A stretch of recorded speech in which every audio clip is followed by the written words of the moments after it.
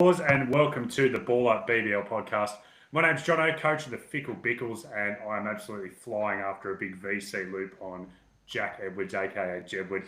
And with me tonight to talk about all the big news coming out of round one are a couple of fellow Jedward VCs. First up, he's a man who's full of hot takes. He's my co-host of the Sunday Snap. It's Tubes. How you going, mate? Oh, I'm good. I'm enjoying that I get introduced first. I'm a second-rate citizen on this podcast, but I'll take the introduction. I didn't realize your team name was Fickle Bickles. I enjoy that. I might need to get on board with the with some punny names moving from next season away from Tubes Pods. Well, Tubes, I just think it describes what my Supercoach season is going to be like. It's going to be fickle. There's going to be no love or longing for any of these players, and just like the great Andy Bickle, it's going to be pretty aggressive and short-tempered as well. So I just think it sums up my overall approach onto BBL SuperCoach. But shows your age too. It does a little bit. But Tubes, I didn't introduce you first because I was giving you the best. I was doing the old save the best for last because our second guest tonight, and he's more than a guest, he's one of the great tough carriers. He's like both Joe Root and Ben Stokes rolled into one on tonight's podcast. It is the coach of Myth on the Myth. How you going, mate? No, well, I don't know about being compared to two Englishmen right now, but the two best ones at least. Yeah, I'll take it, but could have preferred any set of Aussies, I reckon. But I'll take it on the chin, and we'll move forward. Fellas, how are we feeling? As we record this, we're currently watching the last game of the round, the Canes versus the Stars. But Myth, I'll start with you. How are you feeling coming into the end of round one?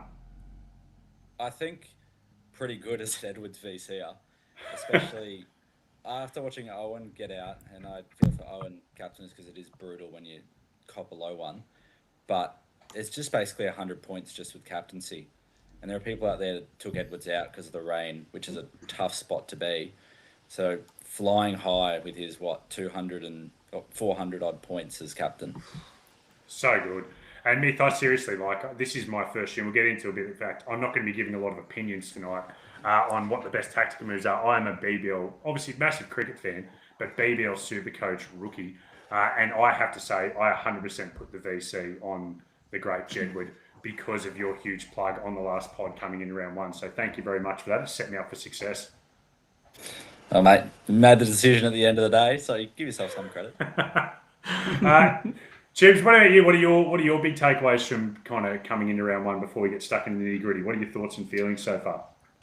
My big takeaway is I've never put much effort into BBL, and I've always listened to people like Matt and that going about their top 10 finishes. This is an easy game. This is much easier than all other super coaches. Just find the right VC and get all the double gamers. That seems to be the play. Tubes, I reckon if we VC a guy who goes 200 plus every week, we're gold. This is easy. Yeah, that's it. Find a guy, VC him 200 plus, and then get a couple of good double gamers that go well. Nice to see McDermott, although he's out now. He's flying. He's on about 150 as well. So, very happy coming into – I think I'm on track for about a 1,300 heading into round two. So, I'm looking forward to hearing from Myth who we're bringing in next round so we can keep this going. All right. Well, before we get into all that, because we're about to get stuck into it, just a couple of plugs, as always, to start the potty. So, Prize League, if you are not one of the 300-odd people who've joined and you are listening to this podcast, you are insane. Get in there. There are 3K of prizes up for grabs, 2K to the winner, which I think I'm firming for, 500 to second place and 500 to third. Now, Tubes, on last week's pod, you said that on the Prize League that if I come first, you'll give me a bonus 3K.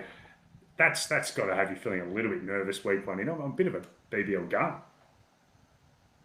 I mean, you're still behind me, but you're doing all right. So as long as I stay ahead, I'm safe.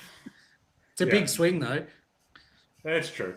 And look, just reminds me to make sure you're following us on all the socials. I know the boys have been putting out last-minute team news, weather updates, and plenty of other content to go around. So get on X Ballr BBL. That's without the E, BALLR BBL, and on Facebook Ballr_BBL. on Instagram as well. So, look, there's also the Ballr tools. I don't know if you guys have been having a look at some of the Ballr tools that are live on ballr.live at the moment. Myth, what are your favourite tools to use? I think the projections are interesting, and I think if people were really honing in on that, they would have seen the projection for Wildermuth before the Heat game. A few people, he was projected, I think, low 60s, and he's ended up with a 79 because of that role. That stay on top of those projections, you might be able to uncover some gems that in that frantic 30 minutes between the team lists popping up and that first ball being bowled. Yeah, that's a good call. Those projections are very valuable. I did see that with Wildermuth and moved him into my team with that change around. Funny because the opening batting didn't actually help him in the end. It was all the bowling that got him there. But who cares? He was in the team. And that's kind of, flexible and updating depending on the boys are updating that live depending on when those teams come out. So Wildermuth changed, half an hour before the first ball. And it was massive for the super coaches who are onto that. I would say this year, because I know less about the BBL than what I would NRL, I'm very much a data-heavy person. So a lot of the picks I made for this week were kind of projection-based, and listened to your advice on the pod from you and Maddie. So I think it's absolutely valuable. Jeeves, you've been getting onto the Ballr website? Yeah, similar. Like I've had a play around with deep diving into those statistics, but I do think for me the main one is just those 10 minutes out from those projections and making those decisions based on that. I did go for a gut call after Jordan was named to bat at 7. The projections came in with him going pretty well, but I decided to do a late swap to, is it Hussain? Oh, and Jordan's just got out one. Yeah, Jordan got caught as he said it. But I went a late swap from I went late swap from Jordan to, is it Hussain, the spinner for them, and so far it looked like Jordan's doing very well. So the projections got it spot on in the first game. All right, well, Chibs, I want to hear what your biggest takeaways from round one, because you and I are newer to the game of BBL SuperCoach. What are your big takeaways, and what's jumping out to you that you'll be keeping in mind for the rest of the season? Honestly, I just think that it's worked week one is these double game strategies, and I know that it was talked about a lot in the preseason, but until it arrived, I probably didn't appreciate just how much it is. Like, even I accidentally picked, actually, that's probably what stood out to me, bloody SuperCoach, and not having the ability to update after a wet weather game to not have its lockout.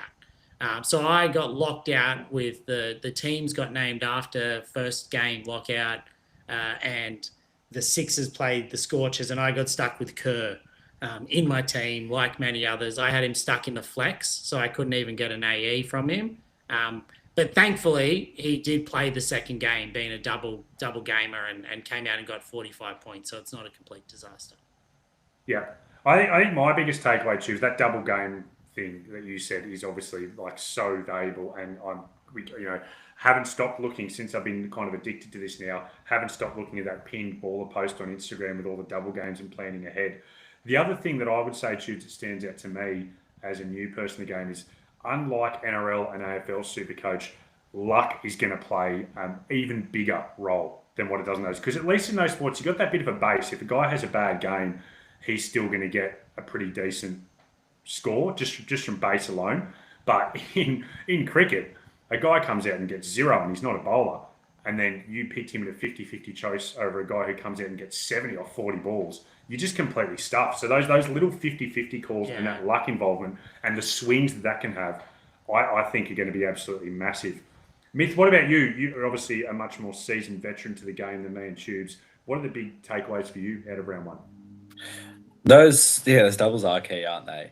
I had someone describe that BBL SuperCoach is like NRL SuperCoach, except every single player is Alex Johnston. And I think that's a pretty good way of putting it. You could get a 5. He could get 4 tries and get a 150. You don't know what you're going to get. But I think the biggest takeaway for me through the first round is, whilst those doubles are key, these guys that just bat 6 or 7 and bowling regular overs are just who you want to round out your side with. Edwards went nuts. I think Sutherland had 80-odd. Shadab Khan had 80-odd or 90-odd. Sam's 80-odd. Overton, 130. these guys that can just bat and bowl are just so valuable. And if the game falls for them, they can just score so easily. Yeah. What do you think of the Geelong pitch? Because I was listening to you guys on the pod talking about how that's been a bit of a nightmare area for batsmen in Ballr. In BBL SuperCoach. Has that changed at all after the first week? Yeah, it seems as though there was some mail around that the Adelaide curator had actually moved across there and was taking care of it. And we've definitely seen the impact of that, because that was a road, and I would be worried about fielding too many Hurricanes bowlers next week on that, because the Gates top order might tee off. How funny. I saw that in the Discord, by the way. If people aren't in there, get over to ballr.live/Discord and join, because there's a lot of great insights coming through, people chatting. If you just want that community feel, it's fantastic. I saw someone say about that, it might have even been you, Myth, mentioning about this Adelaide guy coming across. I thought it was a joke. That's an actual... I thought someone was just making it funny. Yeah, it seems legit. I don't think it was me, but I was skeptical of it. I was like, can't change that much, surely. But that was chalk and cheese. I don't think I think they said it was the most runs they've ever done. Oh, that's just ridiculous from Maxwell. Just done Maxwell things on the boundary rope to dismiss Wade, it looks like. Oh, wow. But yeah, that Geelong pitch was just completely different. Yeah. It's funny too, because the Adelaide pitch, plenty of wickets in the first couple of days of the test as well. So having impacts all around. All right, well, let's get on to our first proper segment of the show, fellas. I love the name of this segment, Myth's Weather Watch. Myth, take us away. What do you got to say about Myth's Weather Watch? Yeah, I don't know about the name, but I don't think weatherman's been in my job description. But we just saw the impact of it, right?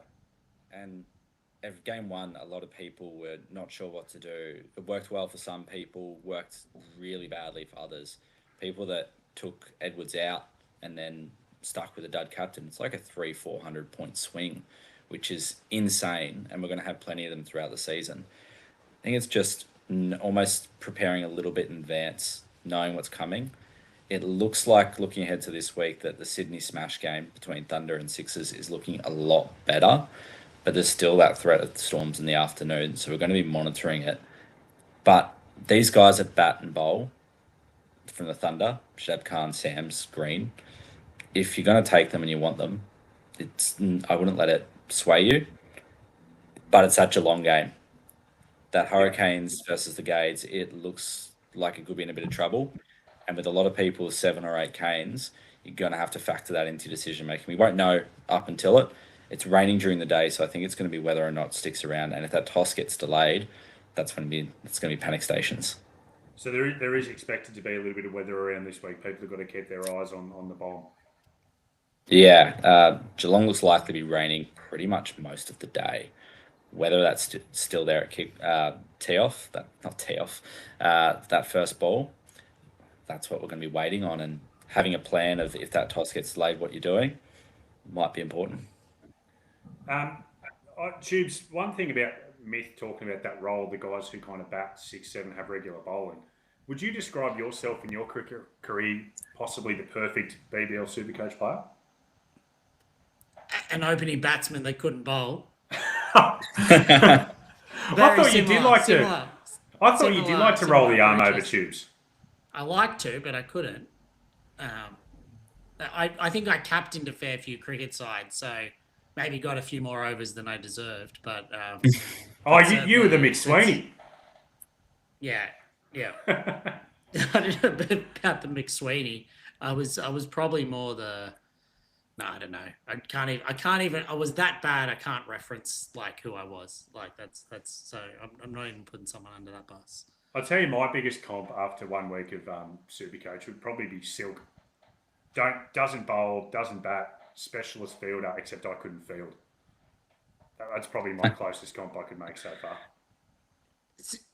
Look, since we are on a cricket podcast, and just to give myself a bit of a self note, you would remember this, Jono, but when we obviously growing up in the Sutherland Shire, yes. Home of the great Steve Smith, he's of similar age to us, and I played him in the under-16s, and he was going to play 16As versus he was going to play for Sutherland after we played 16As, and he was on something like 60 something not out. And yeah, do you remember who I bowled to him and then dropped the catch? It was our great friend James Jay Doyen. Shout out James Doyen. Yeah, dropped Steve Smith. That could have been your big claim to fame, Tubes. And still kind of is. You still claim it. Still is. It's my claim to fame. It's my main cricket claim to fame that it was skied straight to mid-off, dropped. So I'm looking forward to picking up Steve in the late areas. Hopefully his vertigo is fixed up by the back end of the season. Yeah, let's hope so. All right, myth. Weather Watch got sidetracked by Tubes' Steve Smith stories there. Did anything else you want to say about the weather myth, or can we move on? No, I think the big thing is if it's a team on a double game week, you're relatively going to want them. And if they're on the double game week, you're going to have one game, and at worst, you're going to have a game that gets cancelled, in which they're just a single game week team anyway. But if they get out there at all, you might still get 1.5 games, and from a points wise, you're probably going to benefit. But if it's a team on a single game week and that rain is threatening, that's when I'd probably be looking more to try and veer away from it, because you're not going to get any benefit. If you have a different team, you're going to get an advantage. But if you've got a guy that's playing in a 10-over match and a full match the other time, they're still going to be better than a single. So I think when we're reacting to weather and a potentially shortened game, unless it's dire and completely looking like it's just going to piss down for hours, maybe I'd be considering holding the double game week hours more than a single game week. Geez, that's tough then, like you were saying about the weather around in Geelong for the Canes, because a lot of people are owning 7, 8 Hurricanes players who want to hold them for the round 3 double. That's tough, isn't it? Yeah, and if that forecast gets worse, we're going to have to be really adaptable, because you're going to end up playing short if you've got too many. So you might be looking to trade a Kane or 2 out. Maybe you'll trade a Kane to a star. Maybe just a boost there and just get an extra star in ready for the next double anyway. So your net numbers for the round 3 double don't change, but you're just a little bit safer for that potential rain impacts. Well, I'll tell you what, we'll get to it later, but there are a couple of Canes I can't wait to trade out. I'm not going to be pausing over the trade button. Let's get into now the Ballr Blueprint topic of the week. This is where we give a bit of a deep dive into some of the biggest topics. And one that stands out this week is double game week next week is the Heat and the Thunder. Tubes, I'll start with you, even though I think Myth's going to have a better answer, but I'll start with you. Who are your non-negotiable Thunder and Heat players, Tubes, that you want to get into your team for next week? How about I'll take the Thunder just to start. So I already own Daniel Sams. He's 35% owned. So he was a non-playing reserve for me. I think Myth already summed it up. Like he bats 6 or 7. I think he batted 7. But he can also pinch hit. He's a fast bowler. He also bowls those really important overs, like similar to like Nathan Ellis. Like he's either bowling the power play or he's bowling the last couple of overs of the game. So more chance of getting a wicket. I think he's basically a must-have in your side if you don't have him. I think similar you could say then to the lesser extent is Shadab Khan, like where he's batting for the Thunder and with his bowling, I think that he's sort of that other one that you basically must have. I know you mentioned Green. I don't like Green. I mean, he's probably a good super coach. I don't want to cheer for him. So, like, he'll be third on my rung. Like, I might take a flyer on some other batters over looking at Green into my team. And Myth, obviously, we will break it down and discuss at length, but I'm just off the top, who are your non-negotiables from the Heat then, seeing as Tubes took the Thunder? Probably only Xavier Bartlett. I think there's a few options you go from the batting. Freddie's an interesting discussion after his absolute howler, and probably the worst Big Bash debut I've seen. But yeah, Bartlett, bowling those good overs, proven in the BBL, can hold a stick at times, can take some catches, bowls the best overs alongside of Freddie. I think Bartlett's the only non-negotiable from the Heat. And probably Wildermuth, actually. I think if he's named at the top of the order again, if he does keep that role at 79k with a negative break-even, going up to probably around that price, he's, non-negotiable, I think, if he's named to open. All right, well, Judge, do you want to chuck something in before we move on to position? I was just going to say, I own Wildermuth, so happy to hold him, but Do you think did he get more overs the other night than he's usually in for? Like, is he normally in for 2 or 3 rather than yeah? He essentially got his 4th over because a Freddie got taken out of the attack, and he took 2 wickets in that over. So it's a huge swing for both the Freddie and Wildermuth owners that one of the best 2020 international bowlers in the world gets taken out of the attack for too many waste full tosses. It was not on my bingo card, I can tell you that much. All right, well, let's get into those positions now, starting off with Wicketkeeper, which has a lot of good options. Cam Bancroft is one of them from the Thunder, had a 91 in his outing this week. I thought he looked super impressive, comfortable at the crease. He's obviously a class player. He's one that I'm definitely looking into bringing in this week. What about you, Myth? I don't think I will be. I think I said at the start of the season, he's probably a guy that I just don't like the strike rate and how quickly he scores. He does need to score a lot of runs to really take advantage of it, which he did in game 1. I think I wouldn't talk anyone out of taking him because now he's going to generate some cash as well, covers the wicketkeeper spot. Everyone else in the wicketkeeper spot's basically going to be on a single, so it could be a good spot to get ahead. But I think I'm looking elsewhere at the moment. Okay. Tubes, you have Bancroft already, don't you, Tubes? Yeah, I started with him.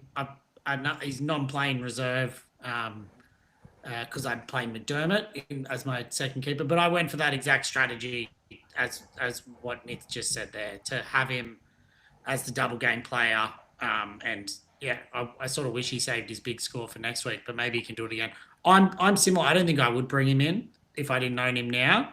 I know, like, he bats 3. He's an okay batter, but like, if anything, I'd say his probability of scoring well in the next 2 games has gone down because he's gone well in the first game. Like, they're called averages for a reason, and he's outperformed his in the first game.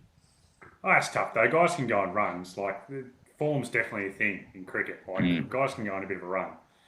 But he's also got I'm trying to talk people out of him. That's what I was going. The other one from the Thunder is Matty Gilkes, who had a good game on the weekend, scored quickly too. There is that risk though that with Warner coming back into the team, and he is expected to come back into the team this week and play both games, it sounds like, that he might drop out. Myth, what are your insights to that? Do you think Gilkes holds a spot, or is he gone? Or? I think it depends on Constas. He injured his elbow and he was off the field, I believe, when Thunder were fielding. So if he was fit, I imagine Gilkes comes out unless they decide to drop Ollie Davies instead, or if they decide to drop one of the bowlers and bat a little bit deeper, pushing Khan and Sams down the order a little bit. But they did such a good job. I think they'll stick with that structure. So it's Gilkes or Ollie Davies. I couldn't take Gilkes unless we got mail that Constas was out of both games. You could take a swing, but he's let me down before. He's always on the fringe of that Thunder side, so I don't think I'd rather Bancroft. Yeah. All right, nice. That's it for the Thunder keepers, and we'll put down Gilkes as my first of many mispronunciations for the pod, who I called Gilkes. We almost might have a little bit of a counter up on that one. For the Heat, Jimmy Pearson. I don't know much about Jimmy Pearson, Myth. What do you have to say about him? He was superb the other night, but if his name had come in at 7, I'd be steering clear. I think Allsop's. I don't know what's going on with Allsop, but I actually can't recall if he was named in the squad today. But with him hanging around, Allsop knee injury. Thank you, Gramsy. If Pearson's named to open, maybe, but at 7, I don't think you could take him. Yeah. All right. Fair enough. Let's get down to the bat bowl guys now, and starting off with the Thunder boys. Shadab Khan, Tubes, you mentioned you have him and both Dan Sams as well as locks into your team. Myth, do you agree with Tubes that they're kind of must-have heaven and earth guys coming in around 2? Yep.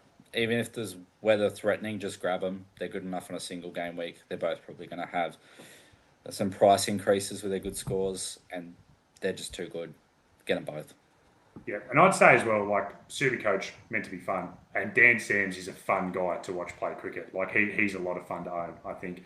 I didn't play him this week. I ended up playing Wildermuth instead, and that actually backfired a little bit, even though the projections were right. But when he's on, he's awesome to watch. So, yeah, love having him in. Chris Green, we've spoken about a little bit. Tube's not going to bring him in because you don't like him, which is always a sound tactic. He's 12.6% owned. I think Tubes, is that actually going to put you off, or are you going to take a proper look at him? I think I might, but like I said, I think he's down there on the rung. What's he batting with? 8 or 9? He'll bat at 8. There was some question marks on who would come in first out of Green and Sam's, but given that Sam's came in first and hit the ball pretty well, I imagine Green is going to stick at that number 8 spot for the time being. Look, he's going to get his overs, but I don't love the off spinner. Like I much prefer like a Sam's type player. So I suppose it just depends how many Thunder you're stacking your side with. Look, he's and I'm probably definitely getting Sam's and Khan, and then I might try to, and then I've got Bancroft. So then it's sort of, who else are you taking a flyer on from that side? I guess the other tricky thing with the Thunder, looking at the way that the double weeks and the buys pan out, they have this double, and then it's just single games, no buys for the rest of the year. So I'm assuming that, Myth, we don't want to go too hard at too many Thunder guys because they're not ones you're going to want to hang around for the rest of the year. No, I think you should have Khan and Daniel Sams. You can pretty much keep in your side and sell whenever it's convenient. You might not even sell them. They might be fine holds for as long as they're playing. But all the other Thunder guys have a singular role aside from Green. But any of Reece Topley, Dave Warner, Cam Bancroft, Matt Gilks, all these guys have one role. So it's hard to play them on a single. So you don't want too many of them, especially with the heat being fairly similar. All right, well, let's get to the heat then. We've spoken about Jack Wildermuth at length. I think if he's named to open, we all agree that he's a great option. Is there the slight fear that with him not performing in that opening role that he might drop back into the standard role? Yeah, I think there's a fair chance that he might not open, especially with Jimmy Pearson hitting well. They could see a switch there. But at the same time, the worst case scenario is he's going to move down to 7 and likely bowling at least probably 2 overs, if not 3. Potentially might even get his 4 if Freddie's just bowling more full tosses. So if at the price, which is projected, I got it wrong earlier, 71k, that's too good to turn down, I think. All right. Hugh Webgen, how did my pronunciation go there, Myth? Webgen? I'm actually not 100% sure. This might be Weebgen. Webgen, I think. Is he a bit of a trap? Negative BE, but job security not great, bad roll, lower batting order. What do we think? His job security has to be a little bit better after the last game, but yeah, lower batting. Don't believe he bowled from memory. I believe it was McSweeney taking those other overs. So yeah, I'd be leaving him, and I'd be going for Wildermuth as that Brisbane Heat cheapie. All right. Anyone else that jumps out, fellas, from bat or bowl, whether it's from the Heat or the Thunder or another team that you want to discuss while we're on that position? Maybe we'll come back to the Stars boys later on. Perfect. All right, sounds good. Well, let's get into the bat-only guys from the Heat and the Thunder, starting off with Colin Munro. And producer Grams, he's got a great note here about Munro on our spreadsheet. Munro almost doubled his SuperCoach points tally from BBL 14. He had 46 in 6 games. So he has almost doubled that point score, which is crazy. I'm assuming from that stat alone, Myth, that maybe Munro's not a man that I want to be jumping on board for this double week. He looked good. He looked more like the previous version of Munro, who we've seen hit a big bash ton before, and we've seen him be quite a good batsman. I think he's got a ton and a 99 in his locker, so he's done it before in the big bash. So it's not like he's one of these international bats that's come over and not succeeded. He has had success here, and he's now got the low BE, so you could kind of take a flyer on him, and if he goes well again, he's going to make you a truckload of cash, and even if he does stink it off, he's not going to hurt you from a cash gen perspective. Cheers, I'm going to come to you for the next couple of Heat players tonight, but I just want to touch on what you said there about the break-evens. How important is, how much should I be looking at these break-evens for these players? Is it a big concern like it would be in AFL or NRL Supercoach? Not anywhere to the same degree, but it's still going to be important. especially when we get into the back end of the season, and it means someone you might be able to afford a match short over someone like a 100k Chris Jordan type. So it will make a difference, just not to the same impacts. You don't want to have, if you're looking at your team and you've got all these guys with high break evens, that's when I'd be like prioritizing some cash gen. And if you're missing a lot of the low ones. So it just depends how many of these ones you've hit early.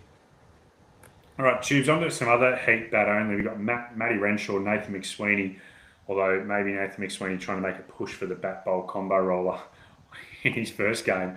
Tubes, they're obviously both like pretty well established names and players. Do you have any strong thoughts about those guys as options for round 2? No, I just think Renshaw has done well in the past, but he's not one of mine. I think he goes a bit slow. I do like Munro.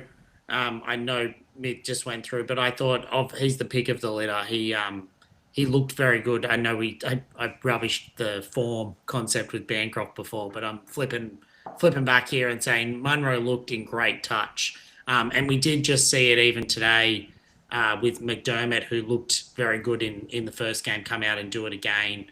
Sometimes when you are just seeing them well, you're seeing them well. So I like Munro out of the pick of those. I couldn't talk anyone into McSweeney or Renshaw as a batter one from the heat. So I think it's sort of Munro, and then I think we talked about Wildermuth, and then I think we'll get onto some bowlers because they're a lot more bowler heavy to fill out your lineup. Well, let's go into the Thunder then, and I definitely want to talk about Davey Warner. Look, he's one that I would love to own. It's, again, just under that rule of SuperCoach is meant to be fun, and he is a lot of fun to watch when he's on. Davey Warner, obviously this is the week to own him if you're going to with that double game week. I think the downside might be is that I think a lot of the casual people, which probably includes myself for the reason I've just given for getting him, but I think a lot of people jump on him from that perspective. Myth, what are your Dave Warner thoughts? He's reasonably pricey. Should I be worried as a potential owner about the eyes getting a little bit old, the reaction slowing down, or is he just still a cut above the BBL? I mean, it's hard to tell. He hasn't played much cricket this year, so we don't really have any form to go off, and that does make it tough. He's been absolutely terrible to me in SuperCoach in the past. I've owned him when he's stunk. Haven't owned him when he went off last year. He's coming back from that injury. Does that play a factor as well? He's one of those guys, and you get this in Big Bash SuperCoach. When you're looking at these batsmen, if they are good quality batsmen, you just got to take a call. You're either punting on them and going to back them in, or you're going against them. They could get a good rock. They could get dropped. They could just be on. When it comes to these bats, you're almost just hoping for the best. You're picking the guy that you think's just going to go off, maybe to ground, maybe it's a gut feel. Just back them in. I couldn't talk anyone out that wanted Davey Warner. And is that side injury he suffered playing with his kids, which is an old man injury if I've ever heard one, a side injury playing with your kids. Tubes, does that old man status put you off? No, because I don't think he'll play if he's not right. Like, as in, I don't think he's toughed it out for the boys of the Thunder. Like, at this stage in his career, like he's got his commentary job. Like he'll play if he can. So I think you'll be right. If he's named game 1, I'll be tempted. I really would like to bring him in my side. I know a lot of people will, and it's all a bit of fun. But also, I just think you get 2 games of Dave Warner. If he does score quickly, he's getting those run rate boosts and everything that come along with it because, he's not out there, he's not out there scoring a run a ball, that's for sure. Tubes, I'm more meant from the perspective of, I agree with you about the injury chat. And I did read I think it was the coach said that it was a precautionary thing. Like he almost would have been right to play last time. They don't have any huge concerns. I just mean, if he's at the point of his life where he's getting hurt playing with his kids, do we want him for SuperCoach? Like, have you ever hurt yourself playing with your kids? Yeah, but I could go at it, all the time. Really? I got it. Yeah, I had Pokemon Battle this morning. I copped it.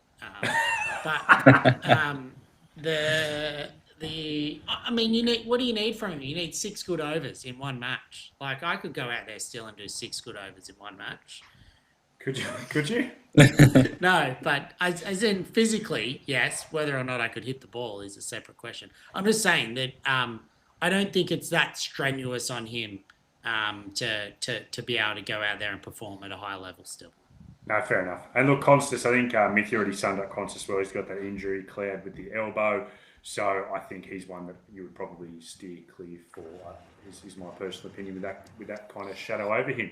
Let's get into the bowl only guys. And Xavier Bartlett, Myth, was one you mentioned at the top, who was going to be one of your heaven and earth guys. Get him in no matter what for the heat for this double game week. Tubes, what are your thoughts on Bartlett? Yeah, I think the same thing. Like bowls prime overs, opens, and Jeezy can hit the ball. So yeah, I think he's and as I said, there's just not that many batsmen from the heat. So you're probably trying to find 4, maybe 5 heat players. So he's definitely in the top 3 of who you want to be getting. Freddie, we spoke about a bit with that terrible couple of overs he bowled, and geez, it was bad. But I'm a bigger Freddie fan. Like, that's not putting me off him. I own him, and there's surely no chance people are going to trade him going into a double game week, are they? Even with that big break even hanging over him there? You'd have to have a lot of doubts over him, and you'd have to have a lot of heat and thunder. If you had 6 or 7 heat or thunder already, and you were going for a strategy of I'm going to play the cash gen game, then maybe you could. But he's too much quality for me. Yeah, trading him hasn't crossed my mind at all, so I'll be definitely holding on to him. Might even VC him, and yeah, I couldn't knock anyone trading him in because one of the age-old SuperCoach tactics: watch all the people get a dud score and then jump on the week after and get the good one. I like it. I agree. I think he's just a class player. Like, I don't think what we saw in that one game is going to be a testament to what his whole Big Bash season is going to be like. There was the commentators were chatting a little bit about his fingers being quite cold. It was cold during that game and saying that he's not used to those conditions, that it was affecting his grip on the ball. I don't know if that's rubbish, if there's something in it, but that's what they were saying during the game. Tubes, any stronger Freddie thoughts? Well, it should be warmer where he's playing at the Gabba tomorrow night. So I'm similar to Myth. I'll be definitely vice captaining him this week, and given I just did with Edwards and as did Myth, like you'd be a bit silly not to be following us in there, I think. All right, well let's get into these Thunder bowlers, Topley and Sanger, who Sanger performed okay. Topley a little bit of a down week. Who would be the pick of those Tubes? I don't know. Take your pick. I don't like Topley as a bowler. Like, I've never really. He was the Renegades guy a few years back, wasn't he? Like, I've never thought much of him. You could look at Sanger, but again, like, I think it's about balancing out your team. Like, they've got those all rounders, and I've pretty much said I'm not picking Green because I've got too many Thunder players already, so I won't be diving deep into the Thunder bowlers, I don't think. Myth, do you agree with Tubes on that one? Yeah, look, my concern with Topley is he was not good at the Gades, and his first game here was not good either. So haven't really seen anything from him in the BBL, and I'm probably not going to bet that that's going to change, despite he does bowl decent overs. Tanvir, I do like Tanvir. But he's just a spinner. He's a wicket-taking spinner. I think there are worse punts than him, though. So you could back him in for a 3 from one of the games and get a good score out of him. I'm just probably going to avoid a few of those spinners that bat 10 or 11.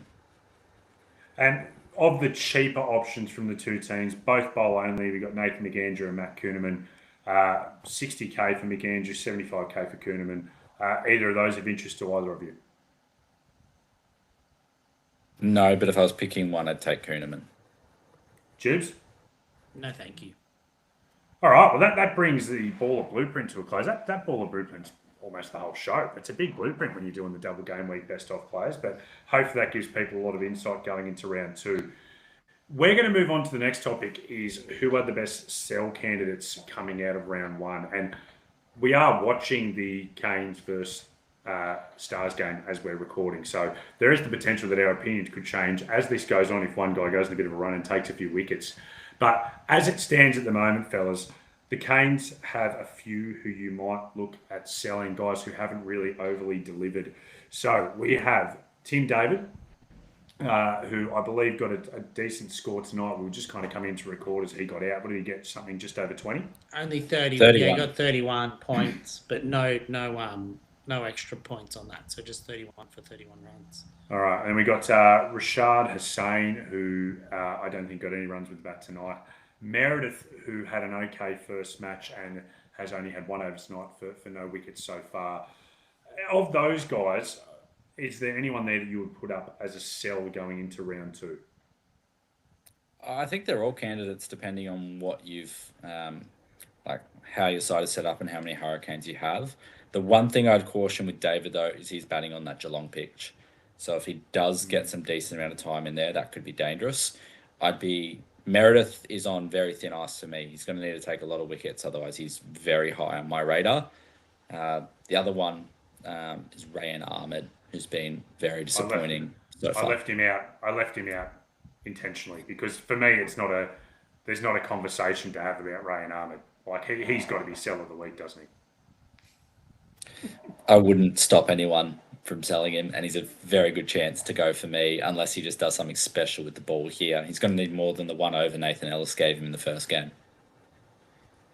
Seriously, like if I had watched this bloke run between the wickets, I wouldn't have picked him in my team.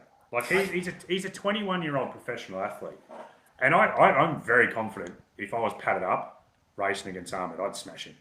Like I almost want Ballr to make it happen. I'd love to take this bloke on in a foot race. Confident in your hamstrings? Very. I'm not like Dave Warner. I don't get hurt playing with my kids. I've still got it in the tank. I could take this guy on. How can he be a 21-year-old professional athlete? He's not a quick singles man. Like I know he batted at 3 tonight. He's not going to be ducking between the wickets, getting that run rate up. He's going to be hitting them around or nothing. It didn't look like he was going to hit him around either. James, what are your Ahmed thoughts? You seem not as down on him as I am. I think he's just a 21-year-old who's just enjoying the cuisine that Australia has to offer, Jono, and you're rubbishing him for it. I'm backing him in for a bounce back. I think he came in at 3 and I know he only got one. I'm interested to see how many overs he gets tonight, and I think that will sway me as to what I do. If he keeps coming in at 3 and if he can get 2 or 3 overs with the double game week coming up, I think I'll be holding him. I'd much rather be selling one of these Riley Meredith or one of the other bowling types. Even I've got Hussain as well in my team. I think they're ones that are clearer sells if you're looking to sell a Hobart player. You are right, Shibs. That was the fickle bickle coming out of me there. Like if he gets 3 overs tonight and he did move up the order to 3, you are unfortunately right. He's probably a hold just based on roll alone, I guess. And he's a gun. Like I mean, I don't follow cricket well enough, but I follow enough to know that he's one of the most promising T20 players as a 21-year-old coming out to Australia. Like you don't get that reputation by being slow between the wickets or whatever you're sort of jumping onto there. Like, no, you're right. So I think you got to give him another chunder.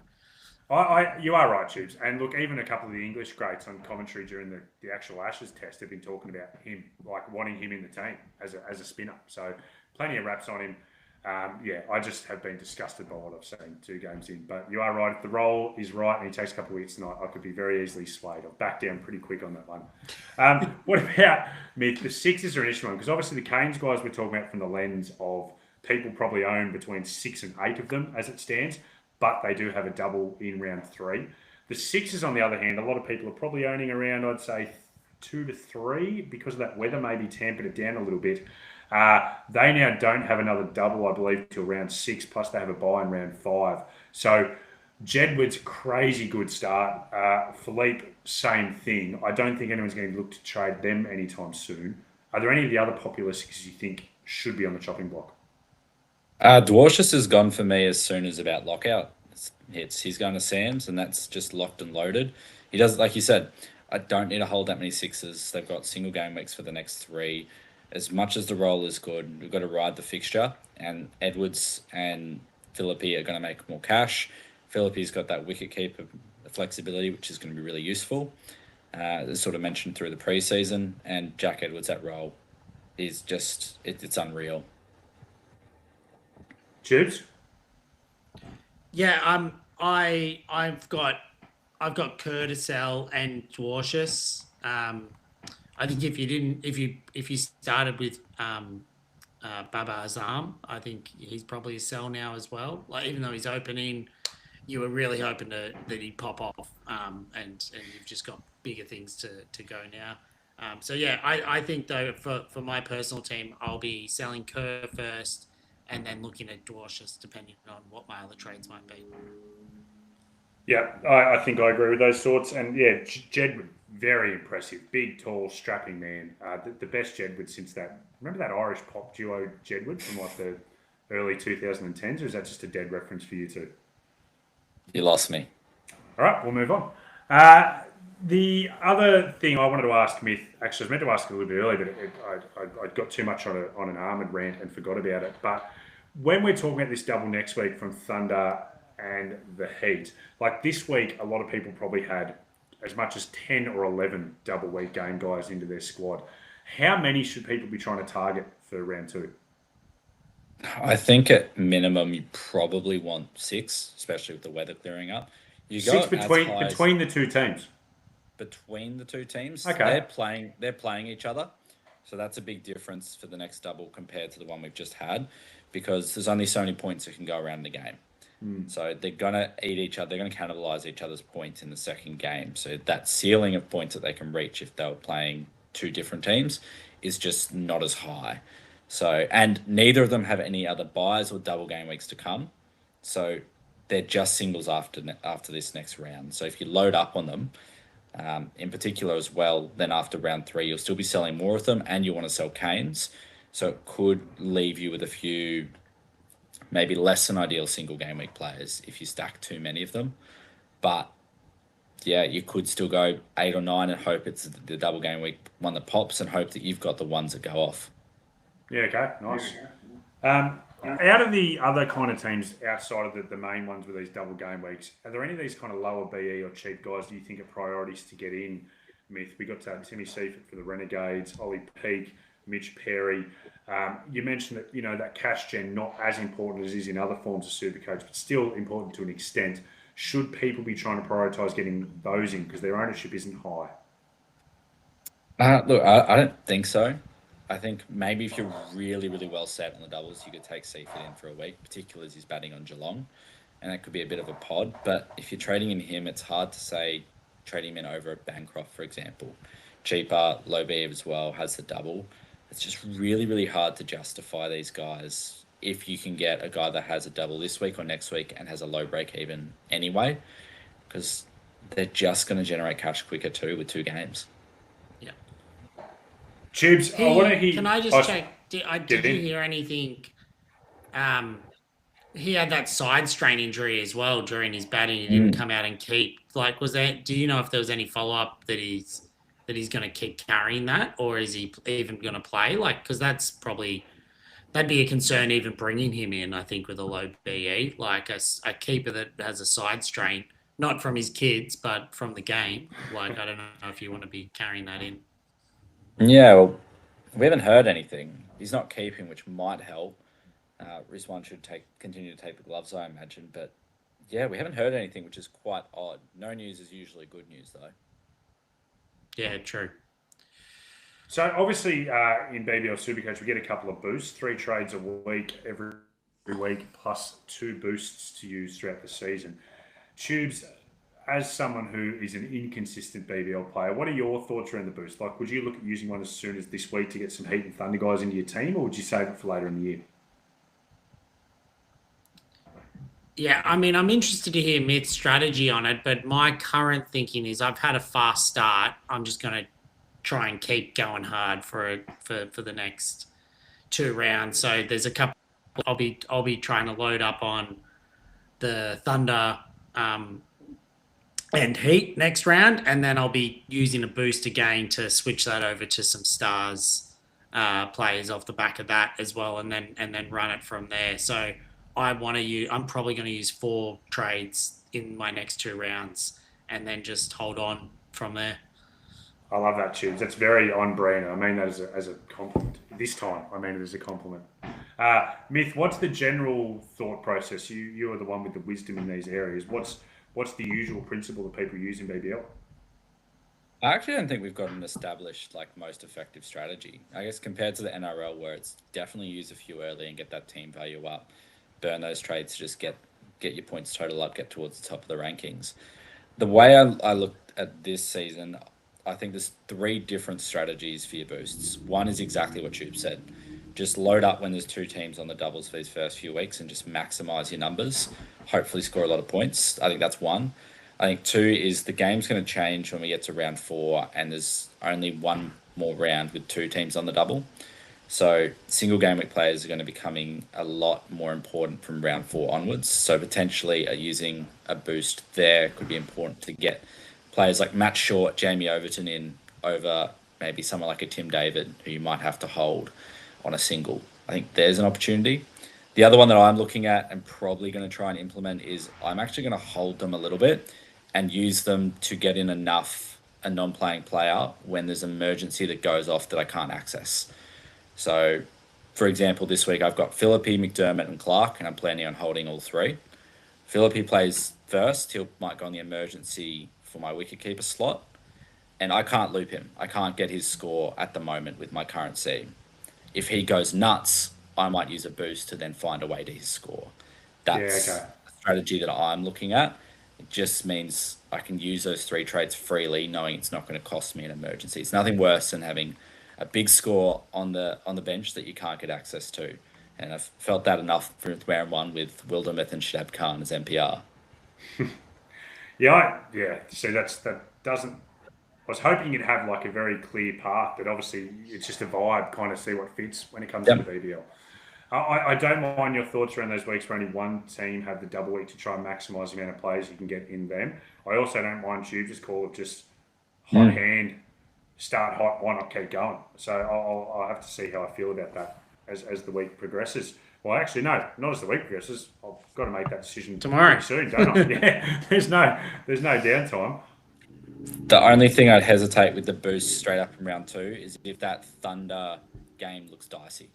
If the forecast changes and it looks like it's going to be rain affected, maybe you want to save the boost to get an extra double for a team that the weather doesn't look like playing a role. Yeah, okay. Look, last kind of topic I want to hit on, fellas, is our consideration for round 3 or 4 targets. So round 3, we've already mentioned this, but the Stars and the Canes have the double. Round 4, it's the Scorchers as the only team on the double. Myth, how much planning should we be doing around getting players from those teams in now, coming into round 2? And is there any risk of planning too far ahead?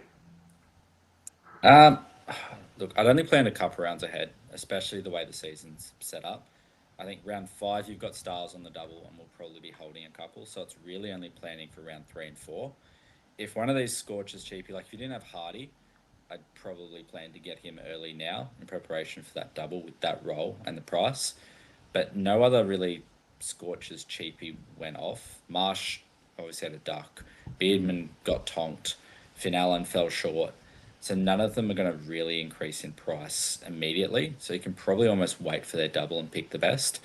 I think the one that stood out to me is that the Stars only ran 4 frontline bowlers. So it's, do you take a Stoinis or Maxwell early if you own none of them in preparation for their round 3 double? They could both be going up in price, and both, if they're bowling 2 to 3 overs, and they're going to bat up the order if wickets take a while to come.